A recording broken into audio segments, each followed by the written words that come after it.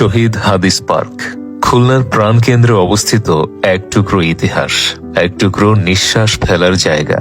একটা পার্কের মাঝে কিভাবে লুকিয়ে থাকতে পারে সাহস, আত্মত্যাগ আর প্রজন্মের গর্ব, তা দেখতে হলে এখানে আসতেই হবে। এই পার্কে ঢুকতেই প্রথমেই যেটা অনুভব করা যায় তা হলো একটা অন্যরকম প্রশান্তি। চারপাশে সবুজে ঘেরা ছায়া সুনিবিড় গাছগাছালি, পাখির ডাক আর হাঁটার প্রশস্ত পথ।